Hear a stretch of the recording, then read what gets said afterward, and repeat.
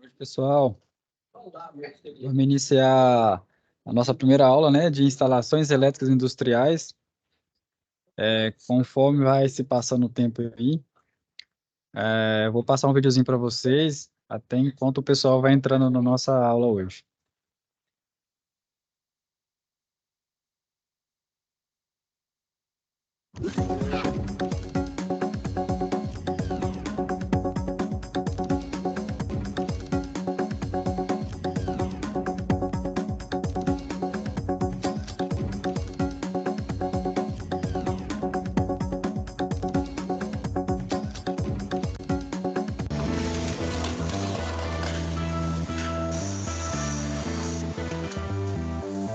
Quando pensamos no futuro da indústria, geralmente nos vem à mente a imagem de máquinas e de robôs substituindo o trabalho do homem. No caso da indústria automotiva, por exemplo, isso já é realidade. O crescimento meteórico do consumo e a criação das linhas de montagem deram origem à automação industrial, que hoje é realidade ao redor do mundo. Sem os robôs e sistemas inteligentes que alavancam a produção industrial, cada um desses carros demoraria, no mínimo, 3 vezes mais para serem fabricados. As indústrias estão em constante evolução, adotando cada vez mais processos automatizados de fabricação. Com esses sistemas, a produtividade aumenta, os custos tendem a cair e a qualidade se torna cada vez mais consistente. E no meio de toda essa engrenagem, o trabalho do homem continua sendo fundamental. Os tecnólogos em automação industrial são profissionais extremamente capacitados, que constroem, controlam e aprimoram essas máquinas. O tecnólogo em automação industrial é uma peça-chave em uma linha de produção automatizada como essa. Esse profissional de graduação superior já se insere no mercado de trabalho rapidamente. Desenvolvem produtos de eletrônica, instrumentação, controle e supervisão de processos industriais, além de executarem projetos de máquinas inteligentes e componentes robotizados, cuidando também da instalação, do monitoramento e da manutenção desses sistemas. Ou seja, o tecnólogo em automação industrial deixa a instituição de ensino pronto para colocar a mão na massa. O Brasil é líder latino-americano na produção de robôs industriais, sistemas de longa vida útil com funções cada vez mais avançadas. Não é à toa que a demanda por tecnólogos em automação industrial segue crescendo. Uma fábrica dessas, sem uma automação e o conceito de automação aplicada e ela aplicada na prática, ela não teríamos condições de operar nesse tamanho, nessa complexidade e com o envolvimento do grupo de pessoas que nós temos. Mário, vendo essa indústria desse tamanho, enorme, eu imagino que tem milhões de processos acontecendo aqui ao mesmo tempo. Qual é a sua visão da automação industrial? Que é um processo completamente automatizado na mão de operadores numa célula de controle, que é a nossa sala de controle. Poucas pessoas interagindo na área, não estão expostas a risco, né? E a automação te gerando os números, o controle e, com isso, uma produtividade excelente que a gente, com certeza, vai atingir um pouco em pouco tempo. Nossa! Muito mais do que a maquininha com as melhores taxas. Na Infinity Pay você resolve as finanças do seu negócio. Começa... Tá parecendo a NASA isso aqui. Se tu te remete a um tempo passado, o operador tinha que estar na área e, como são muitos equipamentos e muitos processos, tu não tinha isso full time, né? Ou online como é hoje. Hoje tu tem cada processo, cada etapa do processo, desde o início até o fim, monitorado. E o que está acontecendo em cada painel desse aqui que a gente está vendo? Cada painel tem a sua equipe que está controlando uma parte do processo. E bota processo nisso. Tudo começa na plantação de eucalipto, que chega no pátio da empresa como toras. Depois, elas são tratadas e picadas para que a fibra da celulose seja extraída. A produtividade e a qualidade dessa produtividade, ela é extremamente controlada, né? Por quê? porque a automação está fazendo esse link entre a instrumentação, a mecânica, a elétrica, todos os contextos de especialidades, elas estão sendo monitoradas e controladas pela automação. Resumindo, a automação está no controle de tudo. Na velocidade das bombas, fluxo da fibra, temperatura, espessura de folha e um monte de processos. Então lá a gente praticamente não vai ver ninguém trabalhando, só máquina. Só a máquina, exatamente. A máquina realizando o seu trabalho e as pessoas estão trabalhando aonde? Na sala de controle. Lá naquela sala de controle. Exatamente.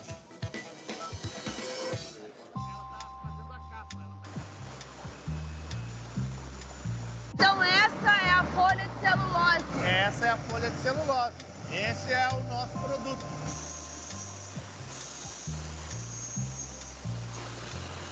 Daí para frente, o produto é embalado e colocado em fardos, ou seja, está pronto para sair da fábrica.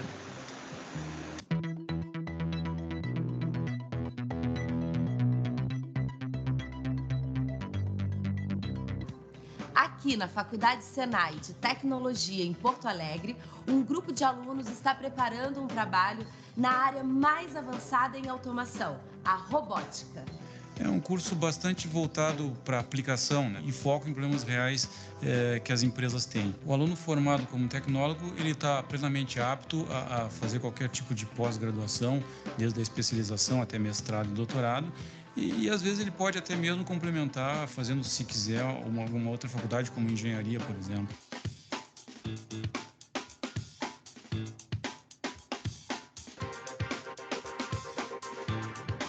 Eu escolhi a automação industrial porque ela abrange a área da eletrônica, da mecânica, da informática, tudo numa coisa só. Cada peça vai ser solicitada por um botão. Show de bola, tá embarcado já o programa aqui. Com a idade que eu tô, eu já ia ter uma profissão mais cedo, para depois correr atrás de uma engenharia, de um mestrado, alguma coisa assim. Então acho que foi questão assim, do tempo que eu ia levar para terminar o curso.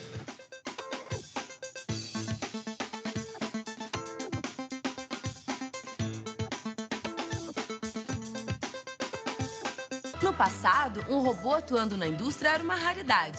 Hoje, como acabamos de ver, esses mecanismos engenhosos fazem parte do universo dos tecnólogos em automação industrial desde a formação e continuarão fazendo parte do cotidiano desses profissionais no mercado. E como falamos de passado e presente, que tal focarmos no futuro?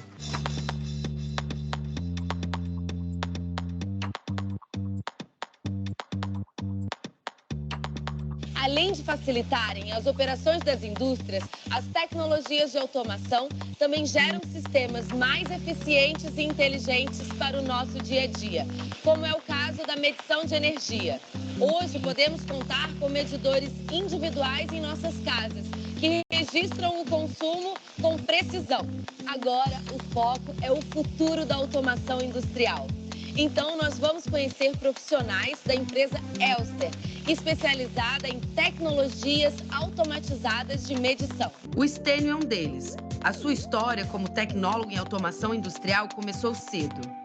Stênio, eu queria saber que caminhos que te levaram para escolher trabalhar com automação industrial?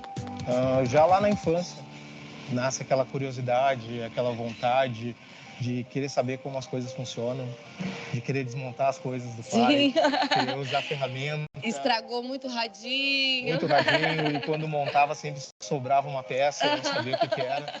Então, acho que isso foi o principal direcionador assim, para essa escolha. E como é que foi até chegar aqui? Eu comecei como técnico de automação industrial. Então, comecei minha carreira nas empresas do ramo automotivo, grandes empresas, e trabalhei nessa época muito com a parte de metal mecânico. Só que a automação industrial, ela te habilita também para trabalhar com a elétrica e eletrônica. E a Elster me trouxe esse desafio de trabalhar, desenvolver uma outra parte que eu havia estudado e que eu não havia desenvolvido muito bem. Gestão, suporte, desenvolvimento, são diversas as áreas de trabalho dentro da empresa. Conforme nós falamos lá na engenharia de produto, aquele produto que é desenvolvido lá, ele sai da engenharia de produto e ele vem para engenharia de processo para produção. Então quer dizer que automação não é só processos com robôs? Não, Flávia. Muitas vezes as pessoas associam a automação a melhorar um processo de movimentação. Mas a automação em si, ela visa resolver um problema e facilitar um problema otimizando o recurso. Hoje nós conhecemos uma profissão que tem uma relação firme e direta com o nosso futuro, com o futuro da indústria e da economia global. Os tecnólogos em automação industrial ainda vão desenvolver tecnologias que agora parecem impensáveis, como os robôs já foram um dia. Eu espero que vocês tenham aproveitado a nossa incursão por esse universo tão promissor. Um beijo, até o próximo programa. Tchau!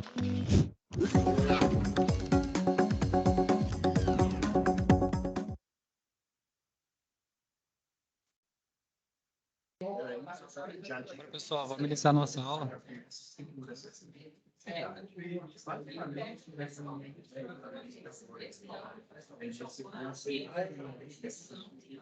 Vamos começar com os conceitos essenciais, né? Vamos ali até o exercitando 2, chegando ali após botoeiras e padrão de instalações das botoeiras, a gente já vai conseguir realizar as nossas atividades. E no finalzinho darei um bisuzinho, né, da nossa atividade, para a gente poder responder a atividade do tema de aprendizagem STAP 1, né? Então, vamos embora. Conceitos essenciais. Para identificar os dispositivos internos presentes no painel elétrico e realizar as descrições necessárias, a figurinha aí, né, do Henrique, precisa demonstrar conhecimentos nos seguintes assuntos. Que é o que vai ser abordado para a gente conhecer aí, né? Condutores elétricos, dispositivos de proteção, dispositivos de manobra, motor, corrente alternada. Esse é o material online que ajudará ao desenvolvimento desses conhecimentos. Vamos embora. Condutores elétricos. Os condutores elétricos são fundamentais em qualquer circuito elétrico, pois são responsáveis em levar a corrente elétrica que passa no circuito. Bem, é muito importante, né, a gente dimensionar corretamente os nossos condutores elétricos e os circuitos bem dimensionados. Como saber o tipo de condutor ideal para cada necessidade de uso? É preciso identificar corretamente a bitola, né, a seção do condutor, ou seja, determinando a seção em milímetros quadrados, pois a circulação de corrente aumenta a temperatura, ocorrendo aquecimento e dissipando o calor como um efeito Joule. Além disso, devemos observar as características do material e seção transversal, sempre atendendo às condições mínimas para utilização em um determinado tipo de circuito. Vamos ficar também alerta, né, da ABNT NBR 5410, instalação elétrica em baixa tensão, que estabelece o dimensionamento dos condutores na instalação elétrica, servindo para corrente alternada, para o padrão utilizado aqui no Brasil.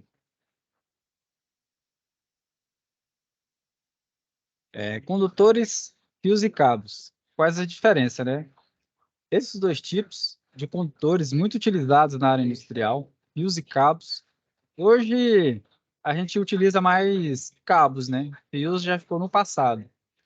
Mas vamos ter um exemplo aí da diferença entre os dois. Ambos possuem a função de conduzir a corrente elétrica, acionando determinado dispositivo elétrico, sendo ligar ou desligar algum dispositivo de entrada ou saída, como sensores, relés, válvulas, motores elétricos. É o nosso exemplozinho. O fio é um condutor maciço, sólido, que é constituído de cobre e por uma via apenas, o que o torna um produto bem menos flexível. Por isso, não deve ser dobrado, porque o cobre pode se romper e perder a funcionalidade. Bem, ele é bem mais rígido, e a gente vê muitas instalações bem antigas ainda que utilizam esse fio rígido de cobre. E o cabo elétrico, né? O cabo elétrico é um condutor de energia elétrica formado por vários fios de cobre através de um conjunto de fios encordoados. O objetivo do encordoado é facilitar o manuseio de produto, facilitando dobras, sem danificar sua estrutura. Normalmente, o cabo é formado por 7 fios. Bem, ele também ajuda na dissipação de calor e na passagem de corrente, né? Bem diferente de um cabo de 1,5 para 1,5 de fio, você pode passar praticamente quase o dobro, né, de corrente do cabo. Reconhecendo os condutores. Agora que você conheceu os conceitos dos condutores, fios e cabos, vamos reconhecer suas principais características. A gente tem um fio, né, um fio rígido de cobre. A sua descrição, constituído por um único condutor ou um único filamento de cobre, geralmente utilizado em instalações simples, como na nossa imagem à direita, em cima. E o cabo encordoado, né, por conter diversos fios, possui mais flexibilidade que o fio sólido. Normalmente, o cabo é formado por 7 fios, seção nominal de até 35 milímetros quadrados, 19 fios, né? 50 milímetros quadrados até 95 milímetros quadrados e 37 fios, 120 milímetros quadrados em diante. É meio que uma padronização.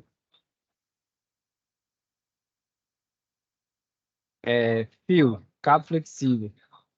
Cabo flexível é um condutor elétrico de fios de cobre bem finos, também encordoados e mais maleável. Por isso faz curvas com mais facilidade, adequando o processo de instalação. Cabo múltiplo ou cabo PP. Cabo multipolar com dupla isolação possui duas capas de PVC para utilizar aí na isolação, né? Uma por dentro da outra e flexível e bastante seguro para apresentar mais proteção. Em ambientes industriais, são utilizadas em máquinas por facilitar a instalação e podem ser utilizados também em circuitos de comandos elétricos.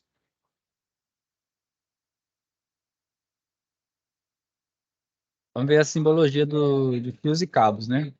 Em qualquer projeto elétrico, deve ser usada uma simbologia determinada, que é a nossa ABNT, né, do Brasil, NBR 5410, para especificar os componentes elétricos.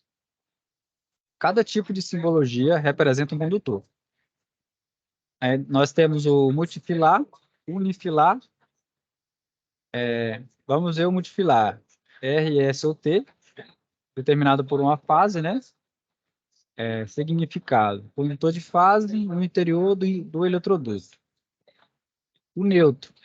O neutro é praticamente o mesmo simbologia de fase, com um tracinho na direita. Condutor neutro no interior do eletroduto. O condutor de retorno inferior é a fase pela metade da simbologia. E o terra é como se fosse um Tzinho mesmo. Você vê um Tzinho, metade de um Tzinho, é o condutor terra. Cada traço da simbologia representa o condutor. Vamos exercitar, né? Após verificar a simbologia para instalações elétricas, vocês, alunos, conseguem lembrar o significado de cada símbolo? Arraste para cada símbolo seu respectivo significado. Vamos fazer uma interaçãozinha aqui. Nós temos a fase, né? A fase é esse. Resposta correta. Nós temos um retorno, que é como se fosse a fase pela metade. Nós temos o neutro, é a fase com um tracinho à direita. Nós temos a proteção ou terra, que é um Tzinho, né? É a metade de um Tzinho na fase, é a nossa proteção. Vamos continuar. Padrão de cores, né? Para condutores elétricos. Às vezes a gente vê uma corzinha diferente da outra. Vamos entender. Tem casa aí que eu já vi, que, tipo assim, para economizar ou fazer nenhum padrão, ou tudo vermelho, ou tudo verde, bem bagunçado, mas é sempre bom fazer um padrãozinho de cores, né? Para identificar o que é fase, neutro ou terra. Os fios e cabos possuem isolação colorida para identificar a função de cada condutor e facilitar o manuseio da manutenção futura. Para instalações elétricas de baixa tensão, pela norma 5410, para a nossa norma brasileira, determina o padrão de cores que deve ser usado para os condutores elétricos. Teste de você associa corretamente o padrão de cores para os condutores elétricos. Para o neutro, deve ser utilizado o condutor com isolação na cor azul, né? É a nossa padrãozinho sempre azul. Esse verde é mais terra. Essa cor verde e amarela é mais para aterramento de equipamentos. Geladeira, você vê muito em geladeira, máquina de lavar. Você vê mais esse verde e amarelo. Para residencial, você vê mais esse verde como terra. Mas como a nossa questãozinha aqui, que é o neutro, né? É o azul.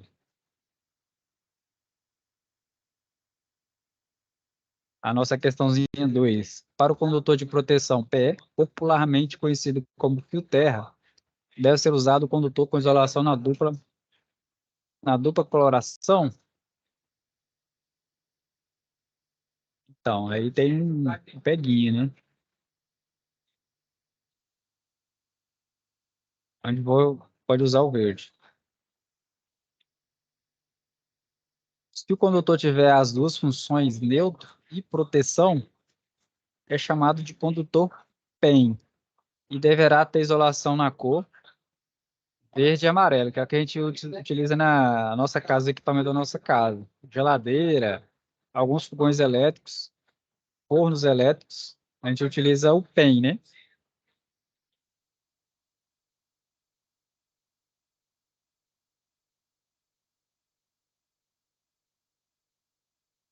Vamos ver também nossos dispositivos de proteção. Os dispositivos de proteção desligam um sistema elétrico de potência que se encontra defeituoso ou operando fora das suas condições normais. Devem atuar rapidamente para minimizar riscos da vida humana e danos a equipamentos e instalações industriais. A gente tem dispositivos de proteção de sobrecarga, curto-circuito, subtensões e descargas atmosféricas. A gente também tem fusíveis, né? Fusível de azédio, NH, juntores, relés térmicos e para-raios também. A limitação através de dispositivos de proteção.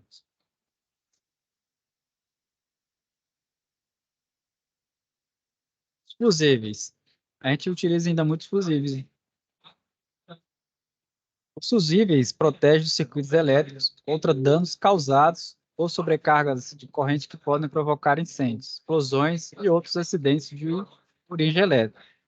Um fusível é construído em versões rápidas e retardando, pois pode ser utilizado em instalações elétricas que exigem maior confiabilidade e em proteção de motores na versão retardada. Os fusíveis mais utilizados são do tipo NH e de AZ. Dentro deles, a gente encontra um filamento ali que determina uma determinada passagem de corrente, né? E no embolo ali daquele fio de passagem, a gente tem alguma, como se fosse uma areinha, né? Que é para evitar propagação de incêndios.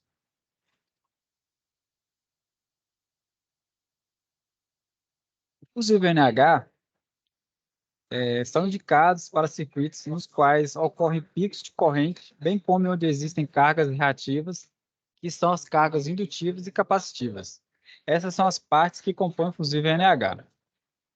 A gente vê muito isso em comandos elétricos, né? A gente tem ali muita partida de corrente, ali, muita levada, a gente tem muita carga reativa, a gente tem muito ali em partidas elétricas, né? Clique nos nomes do fusível e base e conheça mais detalhadamente esses componentes. Vamos ver a tampa. Fusível. Um corpo retangular de porcelana que contém no seu interior o chamado elo fusível, aquele pequeno filamentozinho, né? Dentro do fusível. que são lâminas que ajustam perfeitamente as garras da base. Essas garras são perfuradas em alguns pontos, tornando a seção do condutor menor. A base, né, feita do material isolante, onde são fixados contatos tipos garras. Esses contatos contêm mola que aumenta a pressão no encaixe.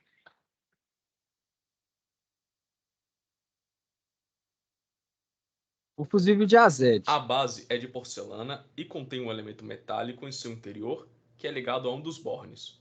O outro borne está conectado ao parafuso de ajuste. O parafuso de ajuste impede a substituição do fusível ideal para aplicação por outro de maior ou menor capacidade.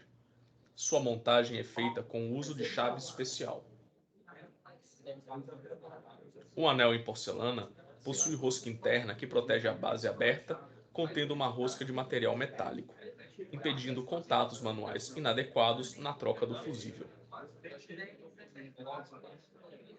O fusível feito de porcelana possui extremidades onde está afixado um fio de cobre ou metal recoberto por zinco.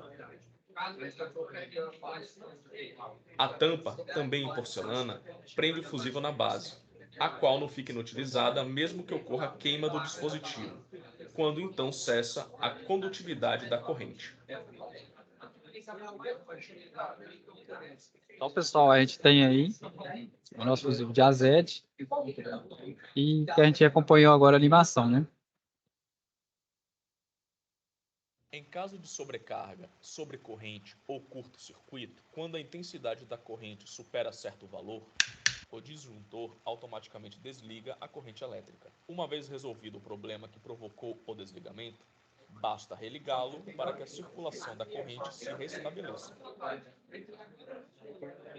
Como os disjuntores funcionam, né?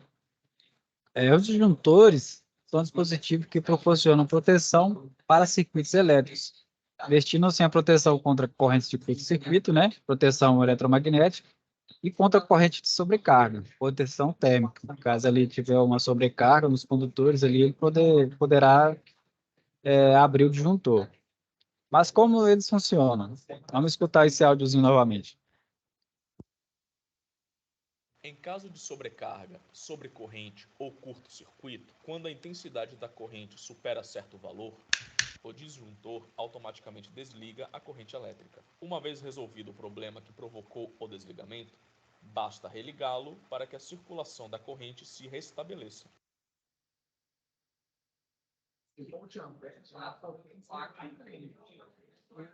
O motor, né? O disjuntor motor é um dispositivo que, né, sozinho, desempenha um papel de manobra e proteção do circuito elétrico e partida do motor. Respeitando as características eletromagnéticas de uma partida direta, sua característica lhe permite substituir, ao mesmo tempo, bitoeiras, fusíveis, relé térmico e contator. Nas indústrias, é utilizado para acionamento de motores de até 100 dA, né? Ou seja, dependendo ali de um motorzinho bem pequenininho ali, de até 100 amperes, você consegue fazer a partida direta sem utilizar ali um contator, né? Utilizando somente o disjuntor motor. Em uma instalação ou comando elétrico, o disjuntor motor deve ser especificado de maneira que a corrente térmica de ajuste, o range de corrente, né, contemple a corrente nominal, considerando seu fator de serviço. Tá ali a formulinha, sua corrente nominal vezes o fator de serviço, demonstra em que a situação motor pode trabalhar sem ser prejudicado. É o exemplo que a gente tem do nosso disjuntor motor, né? Quer dizer que o motor pode superar a sua potência nominal em até 10%.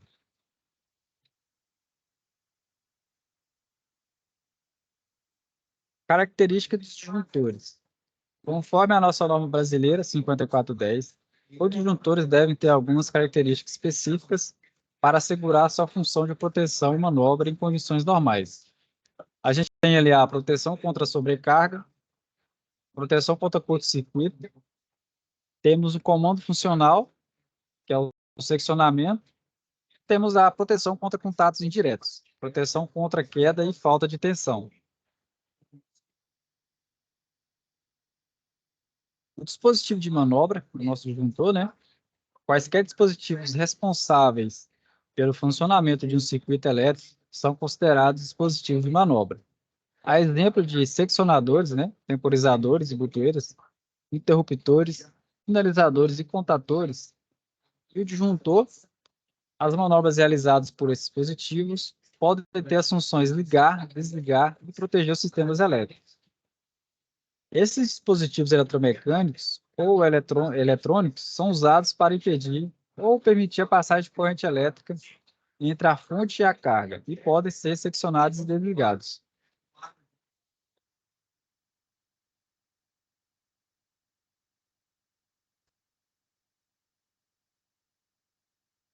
Vamos exercitar. Como a gente já sabe, né, uma instalação elétrica correta é uma das principais formas de garantir a segurança de uma casa. Nessa atividade, veja a pergunta, analise a cena e escolha dentre as opções o motivo de ter ocorrido o problema. Quando terminar, a gente vai clicar em OK, né, então a gente conferir a nossa resposta. O barbeador elétrico cai na pia, qual o motivo da explosão e curto-circuito? Fio mal dimensionado, falta de disjuntor de circuito do banheiro, torneira jorrando água, fio de barbeador dentro da água.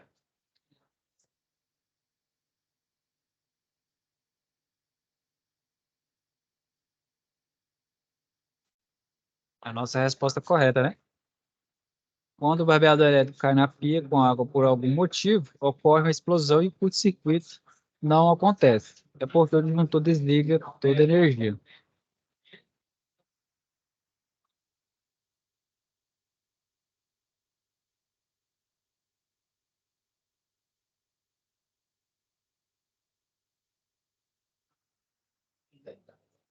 A gente vai ver um videozinho do relé térmico, né? Vamos ver algumas características de funcionamento dele.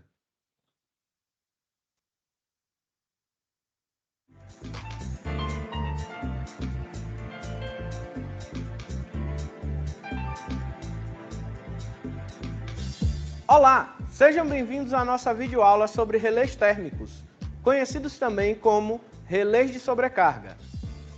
Os relés térmicos são dispositivos para a proteção de motores elétricos. Eles funcionam através de aquecimento e curvatura de lâminas bimetálicas. Quando o motor estiver com aquecimento anormal, o relé consegue perceber, através da corrente de sobrecarga que circula na lâmina bimetálica interna, fazendo com que este dispositivo desarme ou desligue o sistema de comando do circuito. Em esquemas e diagramas elétricos, o relé térmico é associado à letra F. Isso conclui a nossa videoaula sobre relés térmicos. Bons estudos e até a próxima! Viu o relézinho térmico, né? Onde ele atua para a proteção do nosso circuito de comando.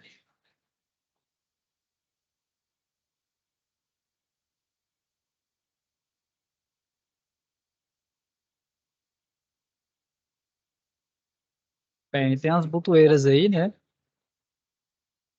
Mas vamos voltar aqui a falar aqui do nosso relézinho térmico. Nosso relézinho térmico ali é muito utilizado até hoje em alguns comandos elétricos, em alguns disjuntores também, né, para nossa proteção de motor. Caso ali tiver sobreaquecimento, ele evita ali algum curto ou um derretimento do núcleo do motor. Tem dispositivos que, quando a gente tem ali uma certa tentativa ali de partida direta, ele faz um intertravamento, né? De uma determinadas horas, fazendo assim a proteção do nosso motor elétrico. A gente continuando aqui nas botoeiras. As botoeiras são dispositivos de comando que têm a função de estabelecer ou interromper a carga de um circuito de comando a partir de um acionamento manual. Elas possuem cores que seguem um padrão de acordo com sua função. Clique em cada botoeira para conhecer sua função. eliminar a condição perigosa, é uma botoeira de pulso, é bem coloridinha. Funções diferentes das demais citadas. Muitas das vezes, essas botoeiras aqui tem um LEDzinho que pode ficar piscando aqui para chamar atenção. Ligar o botão de emergência, muito utilizado em botoeira de emergência, para caso ali a gente fazer o intertravamento ali manual bem rápido. Ligar todo o nosso circuito, utilizando a botoeira de emergência. Funções diferentes das demais citadas. A gente pode ter uma botoeira ali bem chamativinha, ou pode ser também de um determinado, uns blocos de contato aqui, né? Você pode fazer a mudança NA ou NF, normal fechado ou normal aberto. Ligar, iniciar a partida, sempre ali a nossa botoeirinha verde. É a mesma dessa daqui, né? Eliminar condições perigosas. Ligar, iniciar a partida. Uma botoeirinha de chave, né? Desligar, finalizar a parada, né? A nossa, com a corzinha, mas de desligar, finalizar a parada. É a nossa uma botoeirinha vermelha, né? Não tem lógica de você trocar uma, ligar, iniciar a partida para desligar, finalizar a parada. A não ser se você estiver ali na correria, colocar um padrãozinho só, mas identificar a sua descrição.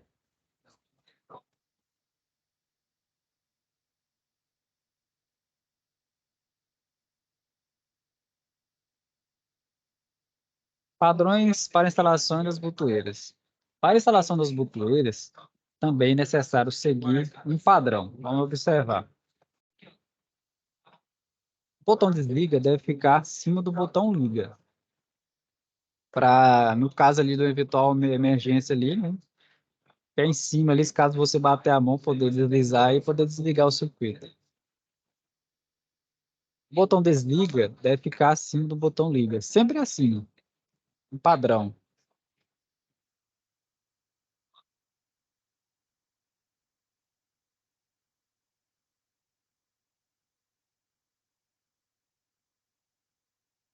Vamos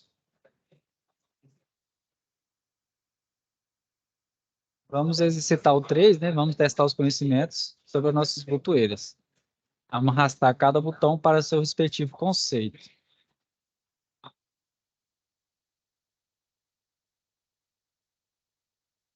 Botoeiras, botão pulsador ou sem retenção. Botão pulsador, liga, desliga.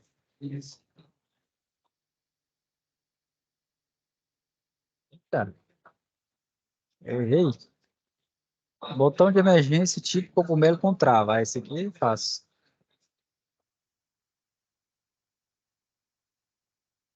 Liga, desliga, botão pulsador ou sem retenção.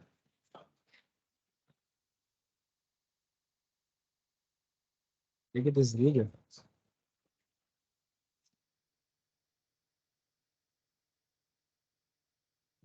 Liga, desliga. No caso aqui, você só desliga, né? Vermelhinho aqui. Botão com retenção possuindo uma chave seletora liga-desliga. Botão pulsador ou sem retenção.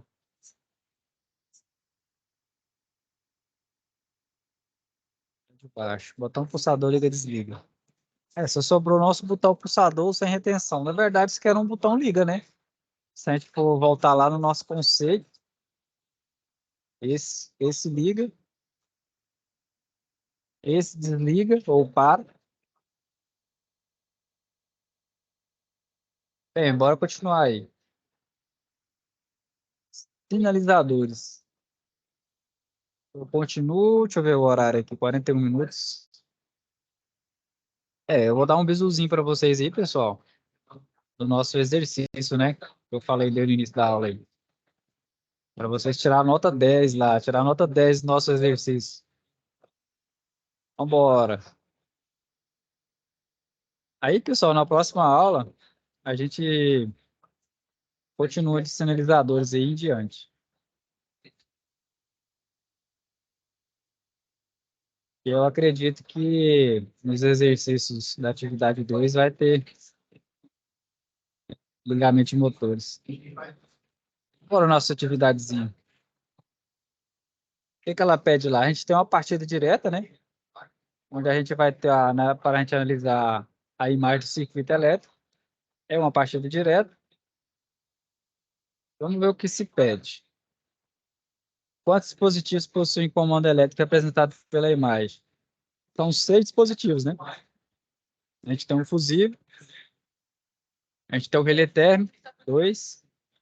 A gente tem uma botoeira de liga ou uma botoeira de emergência. 3. A gente tem uma botoeira liga. 4.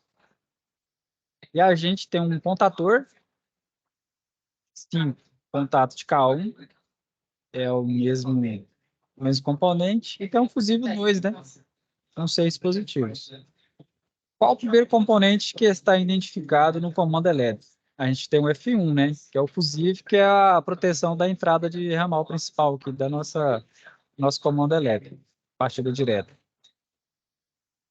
Seguindo a sequência, qual o segundo dispositivo identificado no comando? A gente tem o F7 aqui, né? Com o relé térmico.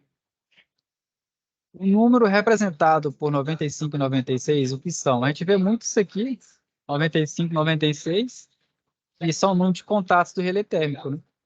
São contato fechado.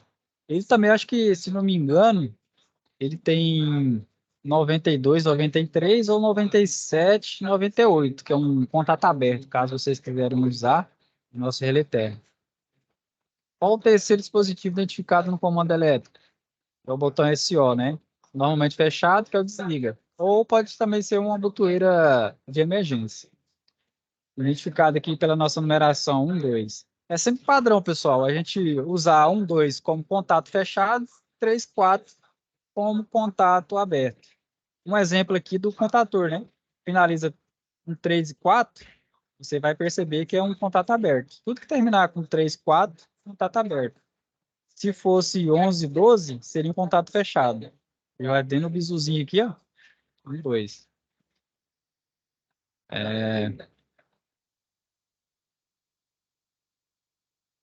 Qual a função desse terceiro dispositivo no circuito de comando elétrico? A função principal é desligar o circuito, né? Terceiro componente, 2, 3, né? Que é o SO. Qual o quarto dispositivo identificado no comando elétrico? Que é o botão S1, né? NA liga, que é o nosso botão pulsante de ligar o motor, onde você liga, fecha o selo, ligando o motor, fazendo uma partida direta. Qual a principal função deste quarto dispositivo identificado no comando elétrico, pessoal? Acionar comando para ligar a bobina do contator K1. Todo número terminado em 3, 4, né, como eu falei aqui, significa que o contato elétrico são contatos normalmente abertos. E ao contrário, né, 1, 2, normalmente fechado. Todo número terminado em 3, 4 significa que o comando elétrico são contatos normalmente abertos, NA. Você já lê qual o quinto dispositivo identificado neste comando elétrico, que é a bobina do contator K1, né? O que são A1 e A2? O que é A1 e A2, pessoal? O bote de conexão de bobina no contator K1. A gente pode definir como A1 fase e A2 neutro. Tem locais aí que utilizam ao contrário. A1 neutro e A2 fase. Mas vai funcionar de todo jeito. Preferencialmente utilizar a fase, né? Para a gente ter o relé térmico, a gente ter a funcionalidade correta do nosso circuito. Então, utilizem A1 como fase e A2 como neutro. Após energizar a bobina no contator K1, o contato garante o pleno funcionamento do contator desse dispositivo. É o K1, né? Contato K1 1314. Qual o sexto dispositivo identificado nesse comando elétrico? Fusível de proteção. Seria do neutro. Nosso exercício também tem para a gente analisar e identifique o comando de não dispositivos representados na imagem abaixo, né? A gente ali tem os de VNH, temos a partida direta, então o contator, relé térmico, onde a gente tem o nosso motor elétrico. Temos os botões, né? Temos os fusíveis, contator, relé térmico e o nosso motor elétrico. A nossa questão 3, com base na aula presencial demonstrada por mim, né? Responda as questões. Demonstre fazendo um traço e mostrando quais são as pontas ou terminais que deverão ser ligados no curso, citando os contatos. Triângulo para estrela. Triângulo para estrela. Triângulo para tensão. Triângulo para tensão. B. Demonstre fazendo um traço, fechamento, estrela, mostrando quais pontos ou terminais que deverão ser ligados nos contatos.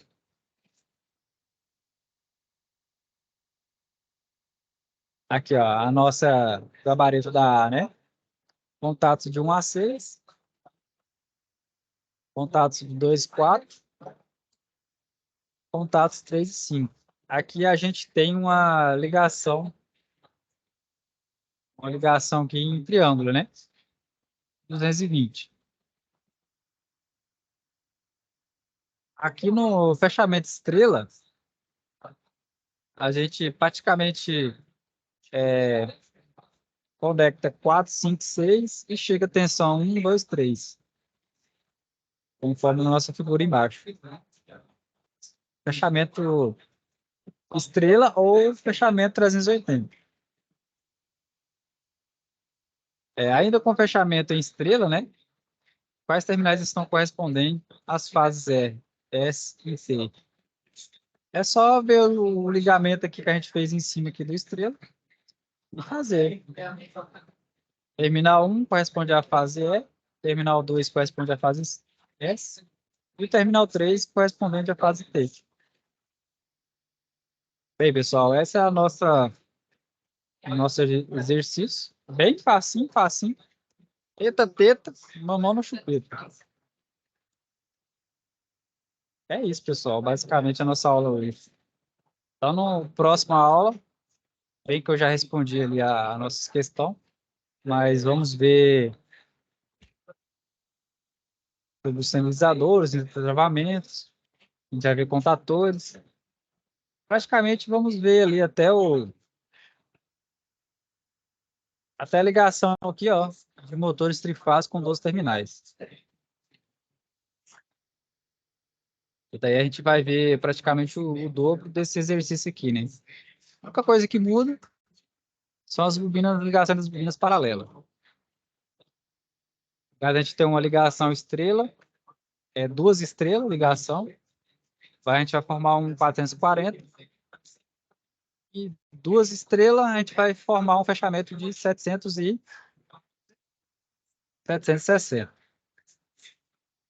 Mas aí a gente vai ver passo a passo, né? Para a gente poder finalizar ali os nossos exercícios. Então, pessoal, eu vou aguardar vocês então na nossa próxima aula. Nossa aula ficou show de bola. É ali que a gente vai utilizar muito esse conceito nas indústrias, né? E vamos embora, pessoal. Vamos embora. O visualzinho está aí no final da aula. Qualquer dúvida, vocês podem me chamar no chat aqui. E eu aguardo vocês nas nossas próximas aulas. Vou passar um videozinho aqui para vocês, para a gente finalizar a nossa aula de hoje.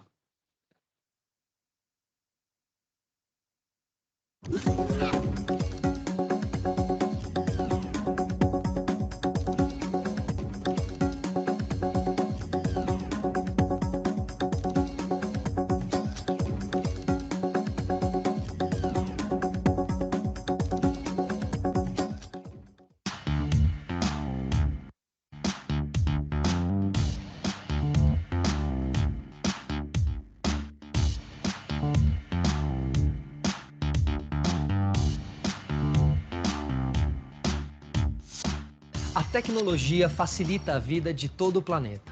principalmente se falarmos em processos automatizados. Para que um equipamento funcione em uma fábrica, por exemplo, sem depender do trabalho manual, é necessário o acionamento através de um sistema eletroeletrônico, ou seja, tecnologias que unem componentes elétricos e eletrônicos. Na prática, esses sistemas utilizam correntes elétricas para gerar outros tipos de energia, como luz, calor e movimento. Por exemplo, se você ligou uma televisão, computador, um liquidificador ou qualquer outro eletrodoméstico na sua casa hoje, pode ter certeza que você fez o uso de um sistema eletroeletrônico. A tecnologia eletroeletrônica já é fundamental em toda a indústria e também no nosso dia a dia. Se sua empresa tem equipes de vendas externas e quer aumentar o número de leads que te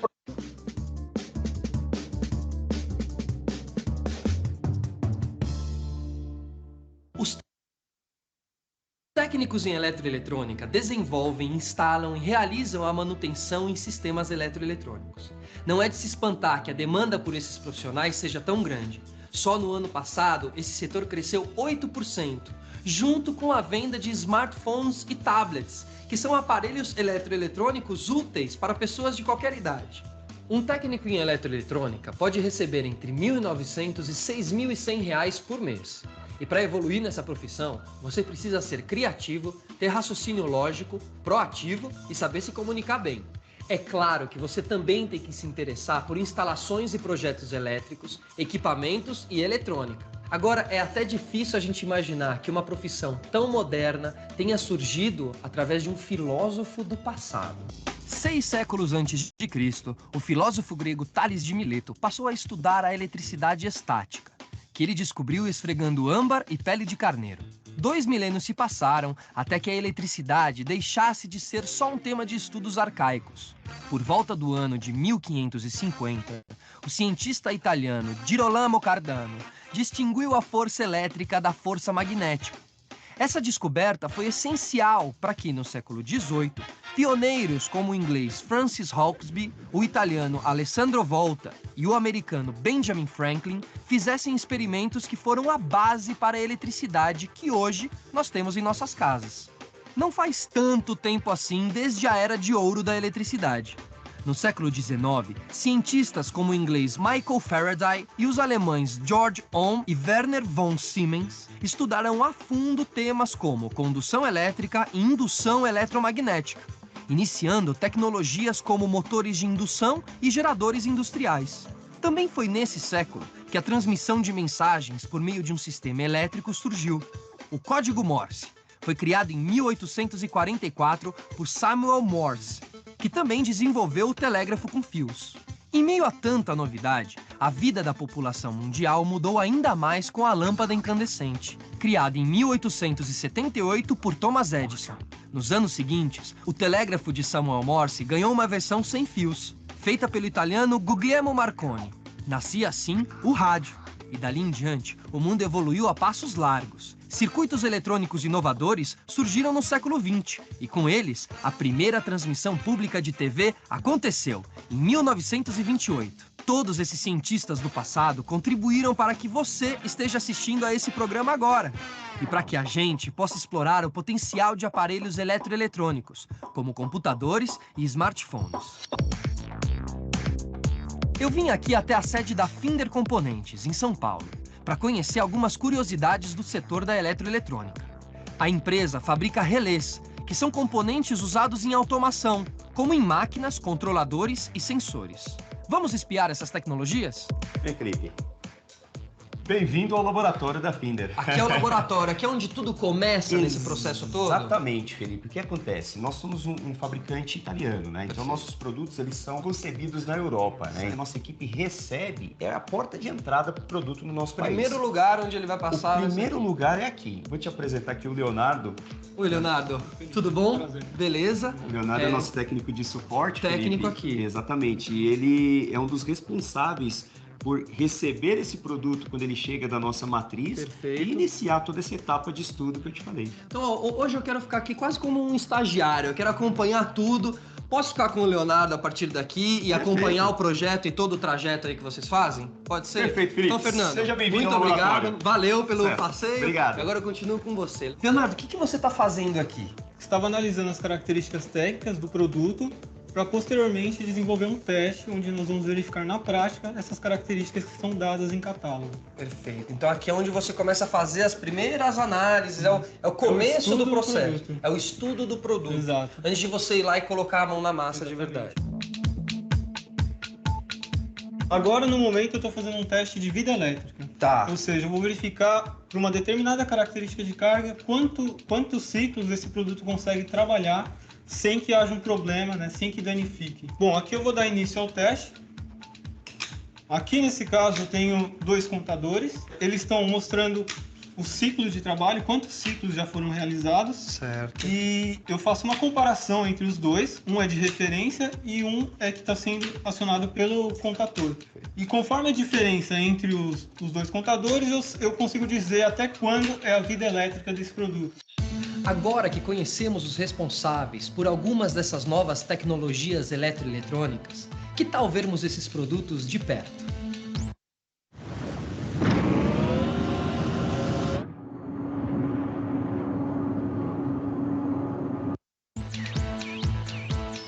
Léo, onde que a gente está aqui agora? Então, Felipe, aqui é o setor de montagem e estoque. Então aqui é onde está todos os produtos que a Finder industrializa, onde a gente armazena esses produtos. Eu queria ver isso aqui na mão, cara. Eu queria ver essas peças. Será que a gente consegue? Tem como sim, Felipe. A gente tem uma parte de montagem e lá você vai conseguir visualizar alguns produtos. Então vamos nessa.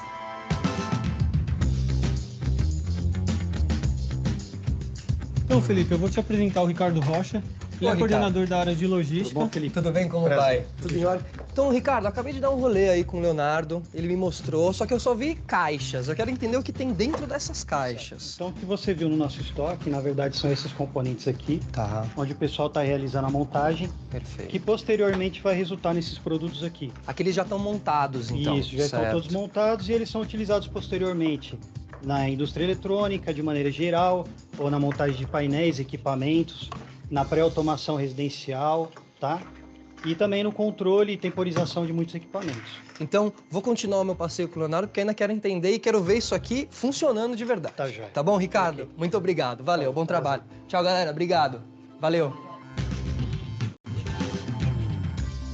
Leonardo, então aqui é o nosso último passo aí nesse passeio todo. Exatamente, Felipe. Aqui eu vou mostrar para você nosso painel de automação, né? Ele faz todo o controle da empresa, como o coração da empresa. Perfeito. Então, alguns dos nossos produtos são aplicados para fazer o controle de, por exemplo, iluminação, sistemas de ar-condicionado, tomadas, né? Entre esses produtos, eu posso mostrar para você, por exemplo, o relé de impulso. Ele tem a função de controlar, por exemplo, um circuito de iluminação. Perfeito. Então, eu posso fazer um controle de, por exemplo, 0% de iluminação. Ah, ok. Um novo pulso, 50% da iluminação.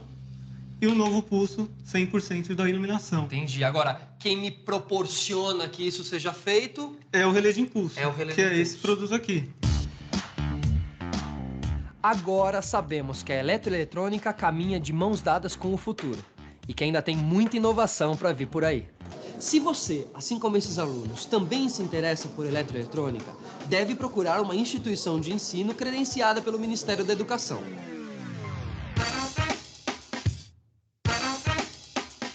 O curso técnico tem duração de 1 ano e meio a 2 anos. E a porta de entrada para essa indústria, que já emprega 178 mil profissionais, tem ótimas perspectivas de crescimento.